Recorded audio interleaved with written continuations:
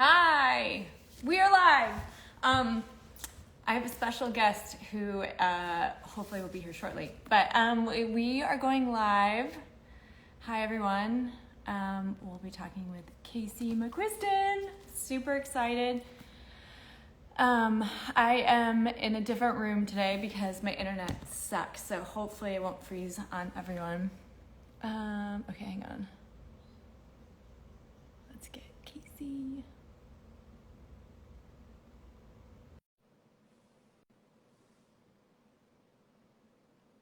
Is this working? Are you there? Hi! Hi! Oh my god. How You look so cute. Well, I'm wearing this just for you for the I'm color coordinating. Oh my god. I feel like I'm like falling down on the job now because I was just like, yeah, aliens abducting dog. That seems like a good shirt for today. No, it's wait, see Jared. He is looking for eye drops because he was outside and he jumped in the pool and he's like, I look ridiculous. So wait till he makes his entrance. How are you? I'm so good. It's been like kind of a crazy couple of weeks with all of the movie news and everything. And I'm just kind of like riding the wave and having fun. Yeah. I've been looking so forward to this. So this is just like it is just I'm very happy to be here. I'm so excited to see your face and I'm so excited that you have time because I know that you're so busy. I mean, you first of all have another major hit on the New York Times bestseller list, and now with the movie news, which is amazing, and congratulations. We were so excited to I mean, it's in all the trades and everywhere, and we were so excited to see your name, and we're so hey. I always get I know I told you this, but I'm always like, don't get nervous. I always get nervous during these things. So forgive me, but so it's here's okay. I'm done. Oh, here we go. Here we go. Hey. Hi. I'm sorry. I was in the pool for a hot second. I had a mega pint of chlorine in my eyeballs and was like searching around for eye drops. Just a nice just full detox of the eyeball. You need to do that once in a while. Oh my gosh. Good go. Yeah. A good detox of the eyeball. And the kids will do the same and they'll be fine. And then I'll do it and I'll be like, We were just talking about all the great news and stuff with Casey's new movie coming out. And, all the bestsellers and just taking time out of your busy schedule. No, oh my God. This has been, well, first of all, shout out to you for reaching out early so we had time to get this in the schedule and make this work because would not miss it for the world. Second of all, so happy to be here. Would have moved anything for you. So I love you. I think I know that's true because I know from firsthand experience that you would even be willing to dance down a street in Chinatown with Jen. I did. Well, I feel like my claim to fame is getting Jen. Did you actually do a shot of pickle juice? Yes, I think and actually we were gonna have some for this conversation, and then both of us were like, I don't know how polished and professional we should be doing this. Jen was like, there's no alcohol. Well, yeah, that was Jen's glorious idea this morning. Was like, hey, we'll do pickle shots, and I was like, well, it's gonna be noon here, and so what?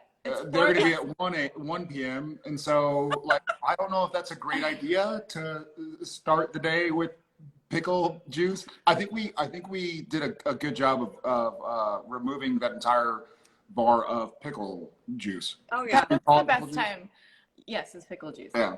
Yes. 9 to 5 playing in the background. Like, right. Sorry, I'm digressing. No, but I just have to. So, I mean, for everyone following along, they're probably like, "What the hell is going on?" But I sort of stalked poor Casey one day when another amazing writer, Sasha Payton Smith, who wrote Witch-Haven, also wrote an amazing read. So please go pick that book up. It's fantastic. But Sasha was moderating a panel with Casey, and I was like stuck doing kids carpool or doing something, and Casey was doing a panel, and I was so excited to go and watch here in Austin. And I show up like a total asshole. I don't know, like 20 minutes late. Like, you can't say that on TV. Well, and I thought you can't say that on TV. We're not on TV, so I could do whatever I want. And so I was like, I thought I was just gonna sneak it in the back, but no, like it was in a church, and like I had to walk down the aisle in front of everyone. I was like, oh my gosh, I'm such an asshole. It was Jen's wedding part 2. She came all the way up the aisle. Yes, correct. For what it's worth, I wanted to elope, but that's another story. Yeah. But I'm not much. You can't say that. This is, I can say whatever I want. But anyways, no, but that panel, I walked away feeling like, and I was telling Casey this, but I walked away feeling so empowered and just full of just, my jaw dropped on the floor. It was the best panel I've ever been to. And I was telling Casey, but just the amount of coolness and confidence, and to watch someone be able to be in their element and be exactly who they are and own who they are. I was in such awe, and I came home and we got to hang out, which was really cool. But I got to come home and just tell Jared just like what it was. They're amazing. Just one of the best nights. And I think I had like been working somehow or another. Yeah. And so she comes home and Jen's like, they're amazing. They're gonna come over and hang out. And I'm like, what? Like rubbing the sleep like, out of my eyes. Literally, I like woke him up and I was like, Jared, it was the best night. I really You did wake me up. I did. Yeah. Because I felt like, why are you waking me up? because just to, They're gonna be here tomorrow. And I'm like, that's great. Yeah, That's great. no. Can I go back to sleep, please?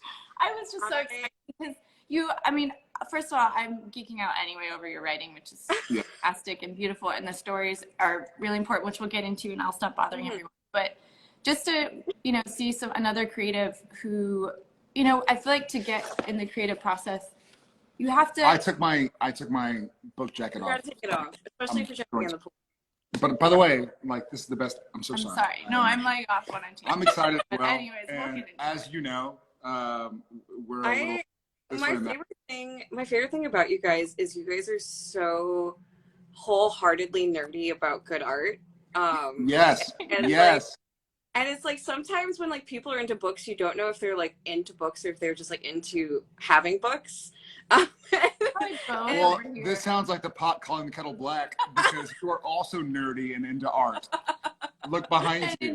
Cool books. Yeah. Wait, are yours color coordinated? Yeah, mine are like. How do you do that? So we have to get into that too, because this is where I don't know how to organize the books, because I feel like if they're color coordinated, I won't be able to find them all. Like I kind of have them. I remember the color more than I remember the name of the last name of the author or anything, because that's just how my brain works. But for me, it's just like, it's my background of like every Zoom I ever do, and it's the biggest piece of like art you could call in my house. And so it was like, that look nice. I want to like looking at it. And so I also have like color coordinated knickknacks. Like I have this little lion puppet that I got from Super Saturday in Chinatown for Lunar New Year. I have up here, and then like my Cafe Du Monde. Anyway, oh cool. We're so. You know I what love. that seems like to me? It seems like that's some form of organized chaos. Yeah, it is. Which is amazing because I know, it's pretty organized. From your writing and from knowing you both in Austin and in New York, chaos is something that none of us can avoid. So organizing it in a way, it's like my office is not as organized as where you are right now, but I know where everything is. And it seems like you know where the lion is and where that is, Cafe Du Monde. I mean, I will say the reason we're not looking at my desk right now or any other part of my apartment right now. Same. By the way, like this is very strategic. Yeah, you are unwilling. I will pull back the curtain 1 second. We've got just like yogurt pretzels, tape gun. I don't even know. Oh my, it's a whole thing. Anyway, I guess we should like talk about books. I know. I'm yeah. sorry. Okay, so let's get into this. So I'm gonna ask you first. I'm gonna start off with the important question. Chloe's favorite smell is cilantro. What's your favorite smell? Oh, that is such a good question. Nobody's asked me that on tour. Oh my god. Okay, I do love sticking my face in a bag of fresh cilantro. That is a good one. But mine, I like to get it from the store and you put it in the plastic bag and then you just like, I'm literally standing in the produce section like with my face in the bag, and they're probably like, "Do we need to like call?" They're probably like, "Do we need to call someone? Is this person trying to suffocate themselves?" But anyway, I love lavender everything. I've got like lavender set, like little pouches of lavender in like all of my drawers of clothes. If lavender is an option, I'm going for lavender. What about lilac? Lilac is like, I love lilac. It's a little too sweet for me sometimes because I love how lavender is like a little more herbal.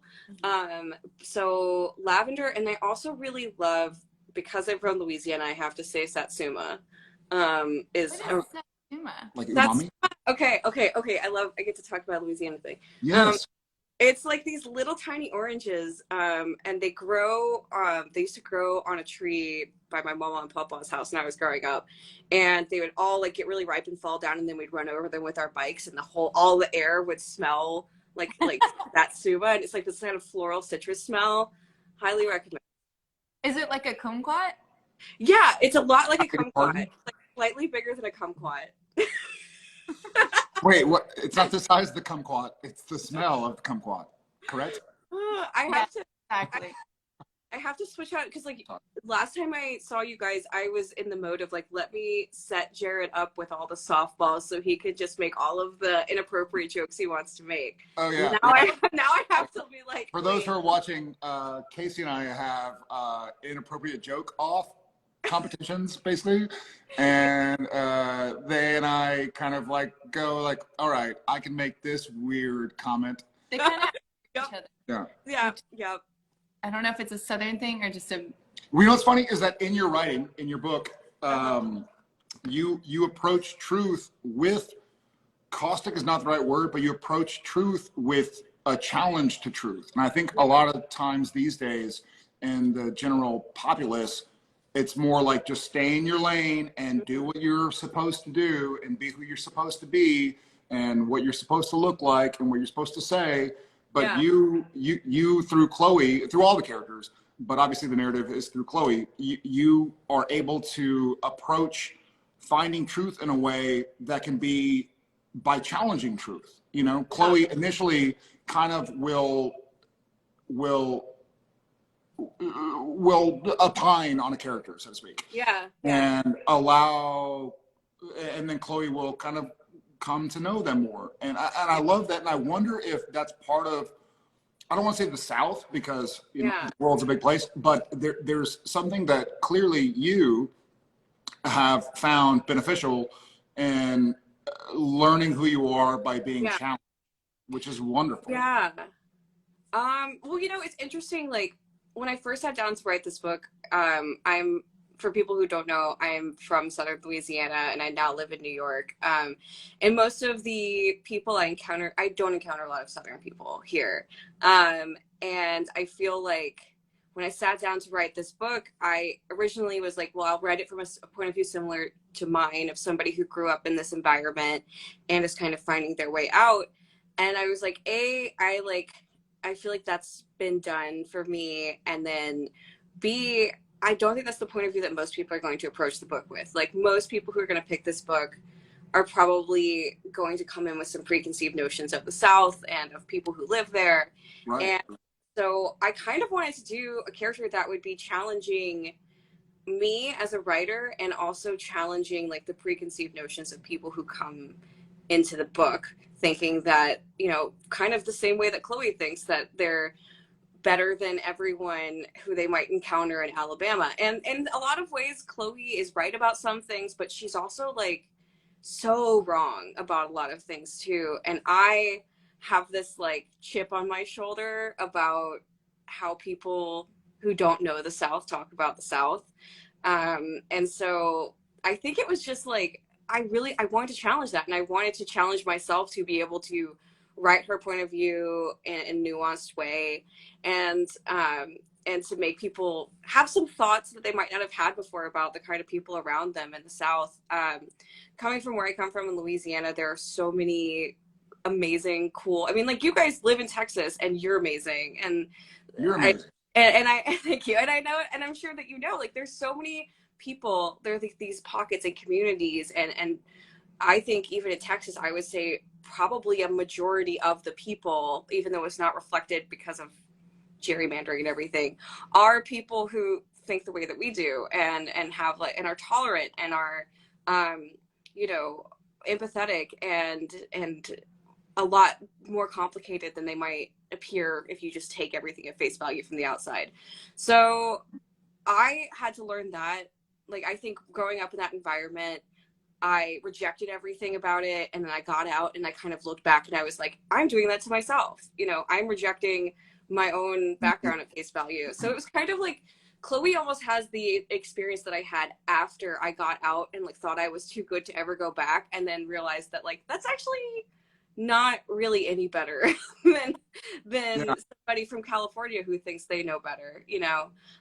So there has to be room. Yeah, I don't know. I just wanted there to be room for Yeah, well, what's wonderful also, I think you don't shy away from having Chloe kind of start out like, okay, Rory is this, and Smith is that, yeah. and Ace is this, and then letting Chloe grow. So you show an entire journey of like, it seems to me like it's more like question what you think you thought was true. You know, Well, question what you think. Yeah. You're saying like you just said how when you got back, you realized that, hey, that might not be the entire truth. Like, let me look into this there's more. such a great journey, and I also love this idea of like nature and nurture too. There's this great line, I think, where I wrote it down. It's like it when Chloe says on page 200, but it's hard for her to wrap her brain around it sometimes, the idea that for most people from here, the stuff she hears in Bible class is reality.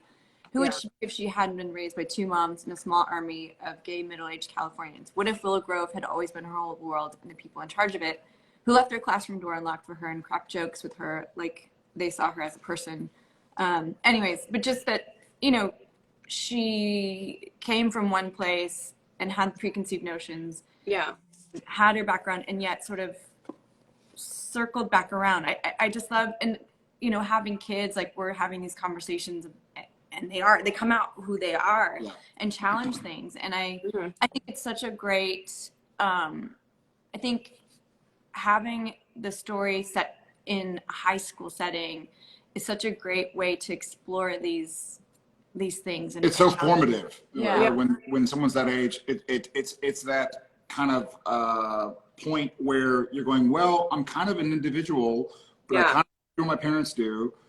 So you're forming who you're going to be as an adult, I think, in high school, especially. Well, it was interesting too because you know, my first two books were adult, and the characters were in their 20s, and this was my first time writing a character earlier in that developmental process. Where I think what's interesting about being a teenager is I do think a lot of teenagers think they know who they are and think they know everything they need to know about the world. It's not until your 20s that you start to realize that you don't know anything. And so it was really fun to go from writing characters who are starting off in that weird nebulous space of trying to figure out who they are to taking this character who is so certain about so many things and has to learn that she has things to learn still. And that was just really fun for me as a writer. It was something I've never gotten to really write before in a book. And just the process of Chloe beginning to unpack her own stuff and see where her own biases were and how there were so many people around her who were like her that she was just choosing not to see. It was really fun to write. I bet. Well, No, I was just going to say, I mean, just to further that, like, there are so many great moments where you can see these characters get together in unlikely situations, like in the air ducts or at a party that Chloe would never go to, or, you know, sitting at the car and having these random moments that in a typical high school setting, you don't always get to switch around with these friend groups and to see you know, Chloe discover herself and all the other characters really, because they all get turned on their heads and find themselves. It's so satisfying. And it's really wonderful to watch Chloe go from being like, I know everything, to then really realizing that she has to be vulnerable. It's wonderful to learn. Like, why not keep learning? I, as far as your writing style, if I may be so bold, I fell in love in the first, I think 3 or 4 pages. with two things. So I don't know if we talked about this when we were with you and Chris in Chinatown and eating food and walking around, but my literary muses, if I were to have any, would be the Bard, obviously, which I love all the references, Theodore Seuss Geisel, and Samuel Clemens. And on page 1, you do something that was so, I mean, I have a Dr. Seuss tattoo, and when you said she's the most boring bore in this entire unbearably boring town, I was like, that's so Seussian. Like I just went nuts. Kid. That's well spotted. I was a Seuss kid.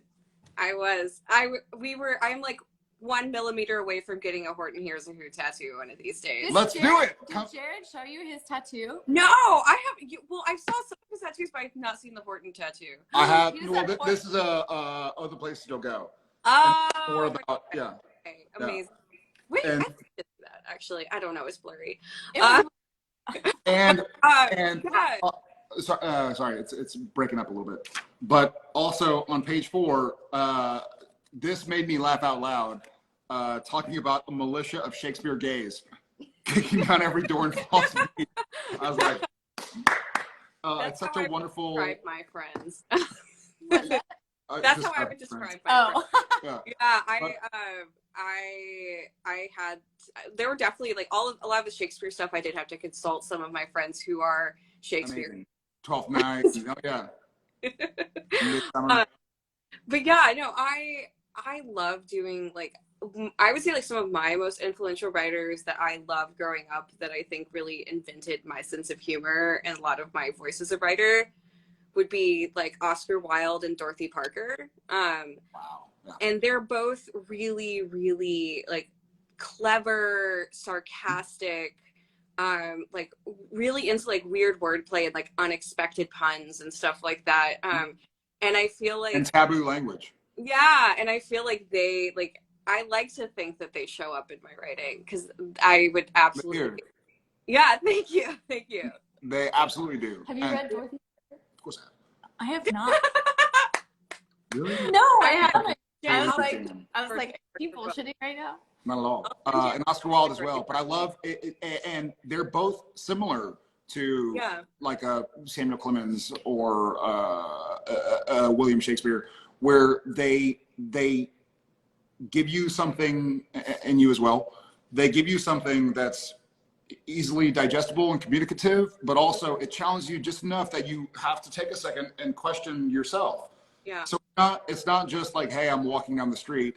It's, hey, I'm walking down the street and I see a fist fight and I have to make a decision on how I feel about that fist fight. Yeah. And then I see people kissing on a park bench and I have to make a decision.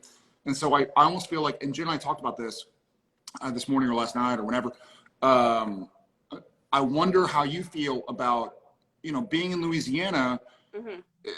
My understanding, I've never lived in Louisiana. I have several friends from Louisiana, but the general consensus is that it leans very right of the political spectrum. It's on the conservative side, maybe not as progressive. And so I wonder if you ever feel like growing up with that that canvas helped you realize like, hey, this isn't my truth. Like it feels like if you grow up in a place where you agree with 80 or 90% of what's going on, it feels almost easier to kind of go with the flow. I'll deal with the 10 or 20%. But if it's 50% or 60% different than the way you experience the world or what your truth is, I wonder if that helps you go like, well, I can say like, hey, this isn't reality. This is not my reality. Yeah. I wonder about being a child from the South, how you feel that informed who you are now and who you're becoming. Yeah. I mean, I think it was interesting because it's kind of like this double-edged thing. Because like this book, if you read it, it's like it's set at a like K through 12 evangelical Christian private school, which is what I attended, and it was so interesting because on the one hand, I went to like the Southern Baptist school, and my family wasn't Southern Baptist. We were Catholic. And so yeah. So like I already had these like, I already had my guard up a little bit, even like kindergarten, because they were saying all these things about Catholics, and I'm like, that doesn't sound right based on what I hear at Mass on Sunday. And so like I was already not bought in, you know, from jump, because I was like, so I heard something different at church, and so it was like, so there was this part of me my whole life before I like had any idea what it was that just felt so profoundly out of place in that environment and so deeply not welcomed there. And because of that, like I think it kind of protected me from the Kool-Aid, you know, like I could never I wasn't able to be like fully indoctrinated. It's sort of like in the book, like Shara's thing that, and this is a little bit of a spoiler, but like Shara's thing that kind of protects her from being like fully indoctrinated by like her parents' religion is that she knows that she is different from what they say that God's plan for her is, but she also knows that she is like, she sees herself as perfect, and she's like, well, if that's wrong, then if you think that's wrong, then you're wrong, because I can't be wrong, you know. So it's like you have to have these little kernels of truth, or even just like something that doesn't jive with what everyone's saying, and you hold on to that, and it kind of protects you from like getting lost in the Kool-Aid, you know. But it was like this double-edged sword, because while it also protected me, like the level of like repression that was involved to keep you from being a target meant that like it took me a long time until like after I graduated high school to even realize like, oh, I'm not straight. Like, what's going on? And so it's like you are able to, it's exactly what you said. Like you are able to be like, oh, I don't really agree with what's going on here, and I'm going to look into this myself. I'm going to do some Googling and find out about evolution and stuff like that. Like, I feel like there's stuff not telling us in science class, you know. I'm like, that doesn't sound right. But at the same time, it also makes it really complicated to start to like really come into your own and like your own identity once you start to just realize what it is. So it's a whole thing, and I feel like that's what this whole book is about, you know, is all of those layers and how it's really complicated. So like, you need to kind of go through the extremes in order to figure it out, and it's like pinball. You hit all these things and like navigate that. So we talked about upbringing and background and how some of that was woven into the story, but I also want to talk about what are some of the other influences, because there are so many things for me that I was like, oh, it kind of reminds me of Breakfast Club, where you have these, you know, certain archetypes that are kind of like turned on their, you know, like a whole different evolution, where it's like, I don't know, the Breakfast kind of club for our generation. Or, you know, I think I read, and maybe in your blog, about the 7 Husbands of Evelyn. Yes. Such a great book. So I mean, there's so many different things that I was like, oh, it kind of reminds me of this or this, but it's so standalone. I want to know, were there certain things that inspired you? And if so, what?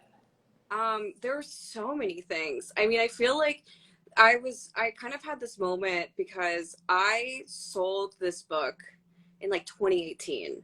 Like it's which is crazy. It didn't come out until this year, but like that's how publishing works. Sometimes it's like I sold it on proposal. This before One Last Stop? Well, no, I sold it on proposal, so I hadn't written it. I had like a paragraph pitch, and I had no idea what direction my career was going to go. I didn't know if my adult romances were going to tank. Like I had no books out yet, and so when I was coming up with the idea for this, I'm like, well, what if this is the only YA I ever get to write? Like, what if nobody wants to give me money to write a YA novel ever again?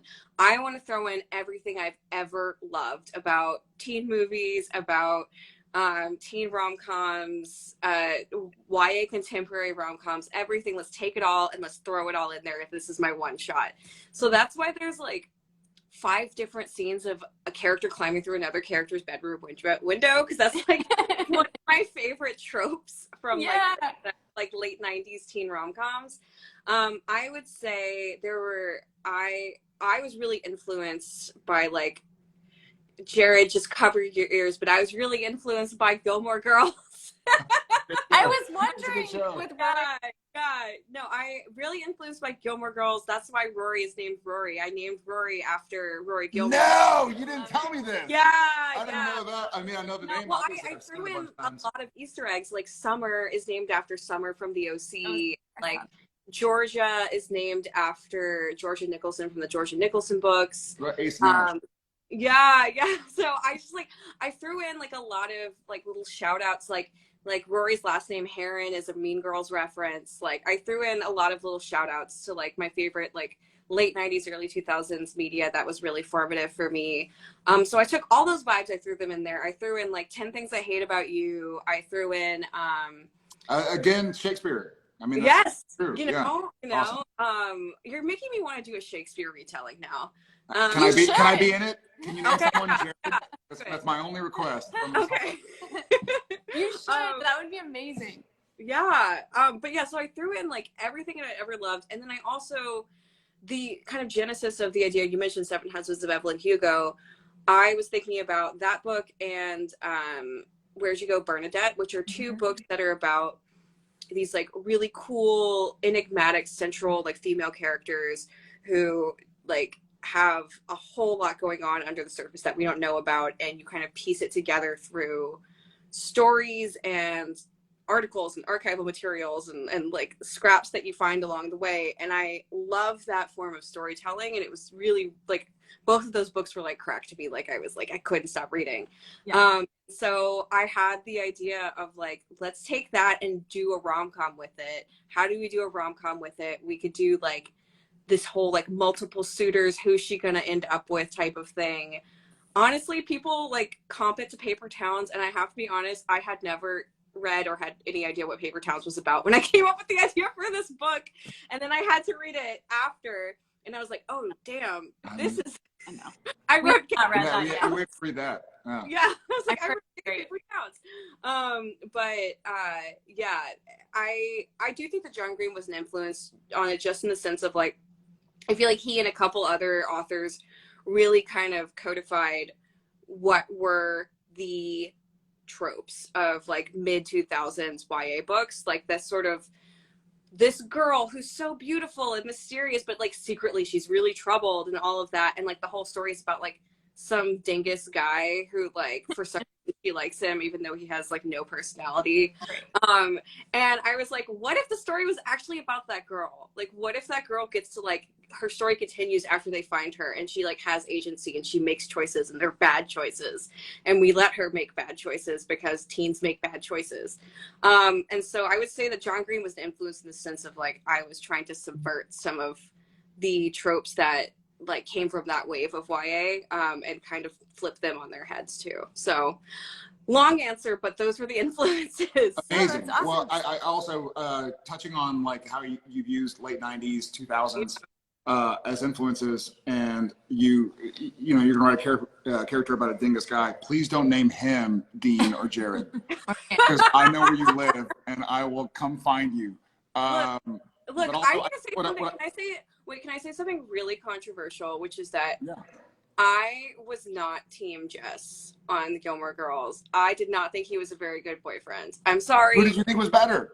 Dean. Okay, Logan? I would rank like Logan, Dean, Jess. I'm Okay. sorry. Logan was kind of a dickhead. I know. Okay. I don't know. I can't explain it, but I do think that Rory also kind of sucks sometimes. And I think that they were really well matched for each other. These are things you can say. I cannot say. I cannot give spoilers about Shara. I cannot give spoilers about. Yeah. I have only seen just a little bit of Gilmore Girls, and what's funny is that our kids are suddenly like, they have no idea what Jared does for a living half the time, and they think he's like a cop, and He's so cowboy, obviously. it's so fun. Well, and so now we're like going back, and we were like, he was gone last weekend at the convention, and the kids were on Netflix and saw Gilmore Girls, and I was like, oh, your dad's in that, and so we started watching it, and it was so sweet because they saw him and they were like, wait, that's dad? Why does he think he's so cool? Then they asked me, they're like, how did you get lucky enough to meet that guy? And I was like, oh, thanks. I'm cool too. And I showed a clip of something that I was on, and they're like, can you turn this off? We want to watch Dad. But going back to what you were saying about Rory, like I am excited to rewatch these shows because I feel like at the time they were so like on the cusp, like Sex in the City, and then you watch them now and you're like, wow, that's pretty, like some of these things are a little bit dated, and like pushing that forward, you have to keep pushing that envelope forward and propelling that story forward. And you know, the next generation is going to take your story and push that even farther, you know. So, Well, I think much like Rory, what's that? I would say much like Gilmore Girls, Rory was and remains a very strong character, a character sure of who she is, but willing to grow. And I think what I found with Shara Wheeler was that Chloe specifically was very certain of who she was, and she's learning that she's perfect as who she is, and who she is will change, and that's okay. Not only okay, it's ideal. And when I say that Rory sucks, that does not mean I don't like her character. I'm not mad at you. Here's the thing. Chloe sucks sometimes. And Shara makes some very bad decisions. Sure. And like, that is what I love about it, is like, I feel like there's so much policing of how teenage girls can act and how they have to, especially in the South. I feel like there's, in like an evangelical environment, this idea of like, keep sweet, be submissive, don't ruffle any feathers, like just be pretty and like keep your mouth shut and smile. And I love stories where teenage girls get to be terrible and get to make bad decisions and get to, you know, mess up and be selfish or messy or irresponsible. And so like, that's why I love Gilmore Girls, because Rory acts like a real teenager. And I don't know, like I love that. And I wanted to, that's some of the energy I wanted to bring to this book, was like, I didn't want to write teenage girls who had everything figured out, in the sense of like, they do everything right and they never hurt anyone's feelings and they make all the right decisions and no one's ever mad at them and they've never, you know, pushed against anything in their lives. You know, it was so fun writing them. And so like, long live girls who suck. Well, I mean, but we're messy. Suck. People are messy. I think that's what's so great about your book, and that's why I particularly was really drawn to it, because the characters aren't perfect and they are making mistakes. And I feel like, you know, we were talking about all the tropes and the archetypes, and she goes, Chloe is me. Like a bit. I was like, she totally I did. kind I of swear to relate God. to Chloe, and he's like, oh my like, God. really? I was like, okay, now I'm learning a little bit more about like what goes on in my wife's head. Well, because I'm like, I feel like, especially in high school too, and it wasn't a malicious thing, but a lot of who I was, or what informed who I was comparing myself to others. And I felt like we grew up in an environment where it was like girls were against each other as opposed to with each other, and you know, like trying to be the best and instead of embracing each other. And I like that you have both in your book, and I like that it's honest and it's real, and it's honest. And we are awful to each other at times. And I think that's important for growth. I also think it's important for, since this is a YA book, I think all of those things are really important. And I wish I had this book when I was younger, because there are so many important topics that are discussed, that are normalized, and, you know, including like awful behavior or sexuality or gender and all of these things that didn't exist when we were in high school. We didn't have the luxury of having such an awesome book like this. So I'm applauding you for that, because I think it's fantastic. I can't wait for my kids to read it. And I also want to know, do you like YA better, or do you like adult better? Oh, it's so Which hard. is probably hard. Okay, let me tell you one thing that is cool about YA that like I never thought about some of the things about being a teenager until I was like an adult. Like I live right by a high school now, and every day, like 4 times a day, there's like just like 100 teenagers outside my apartment, just like being teens.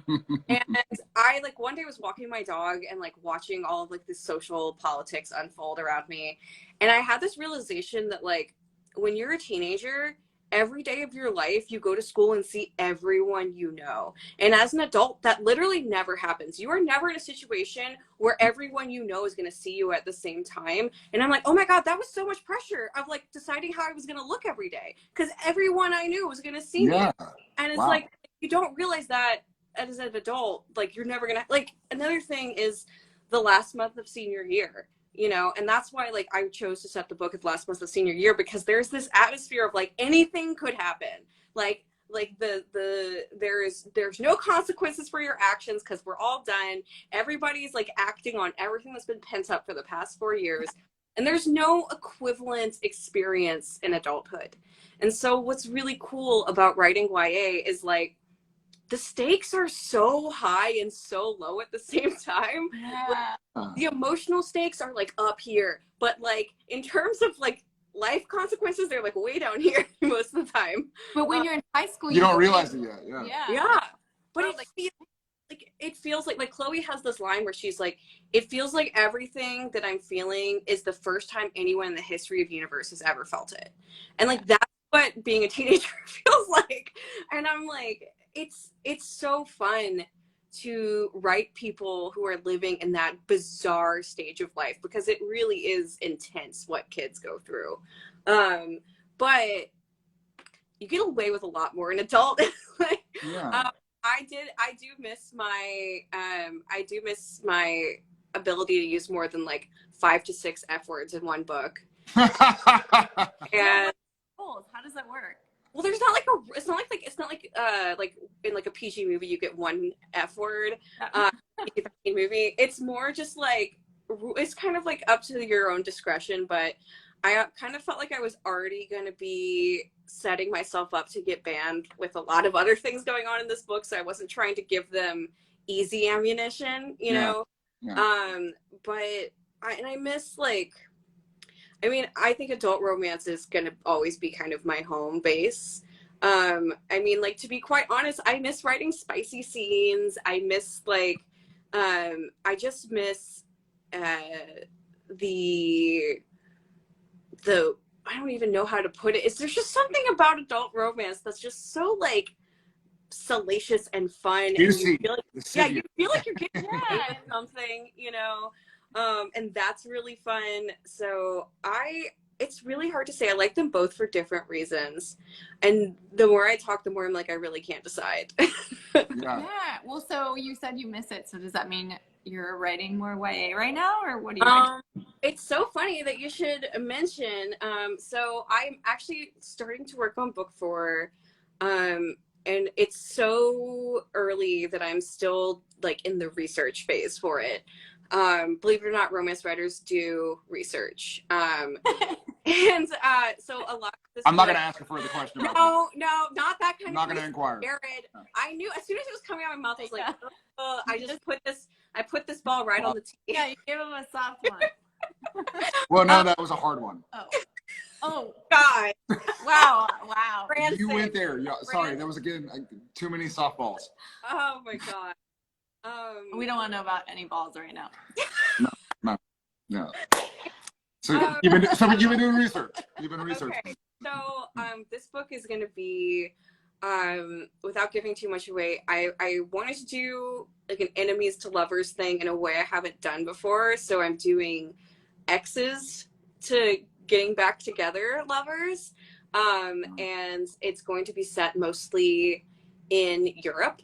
And so I'm currently planning a trip to go to Europe to like, I haven't been to any of the countries I want to include. And so I have to like go, I need to go to France. Is this a write-off, by the way? Do you need people to help? For legal reasons, I'm not having any fun and I'm only working while I'm there. Makes sense. But Yeah, that's amazing. Well, if you need any like copywriters or I don't know. No, you're not going to Europe with Casey. Okay, but actually, we have kids. I You might have to watch them, and I have to watch them.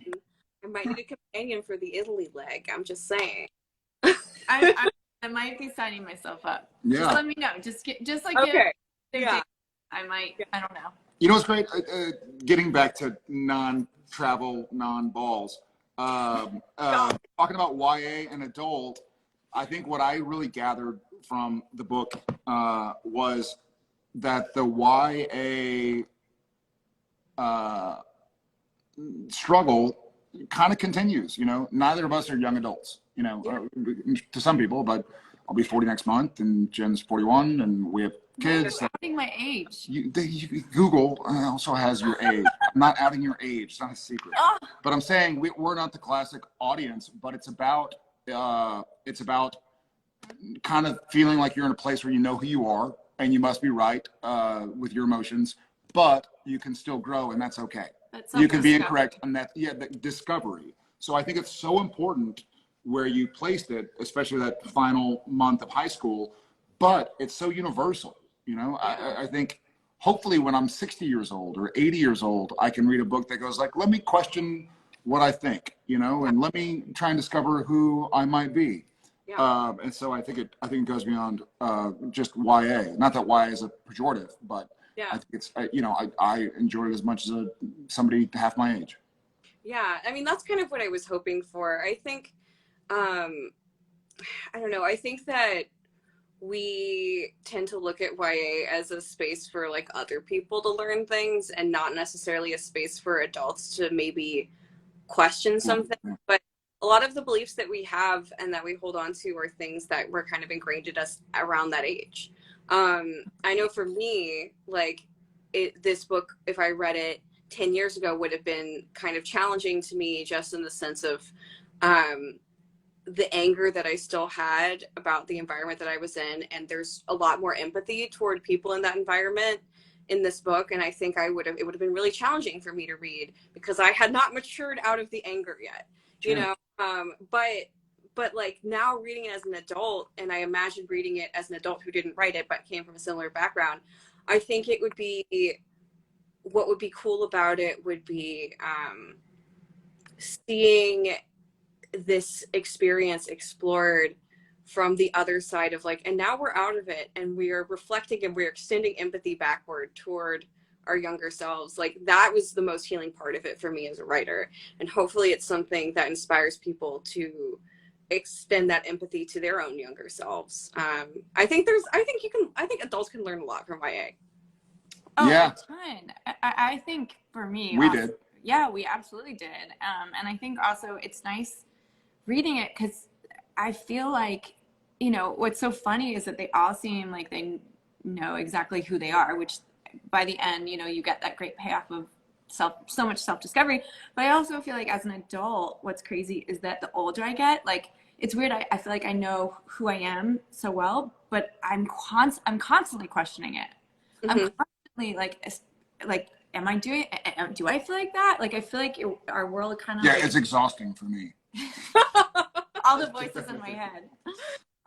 But anyway, okay. So I know that we're running out of time, so I want to make sure I get more questions in. Okay, Smith, Rory, Shara, and Chloe walk into a bar in college. What do they order? Do they walk into a bar all together? And what do they order? Oh yeah, I totally see the four of them like hanging out.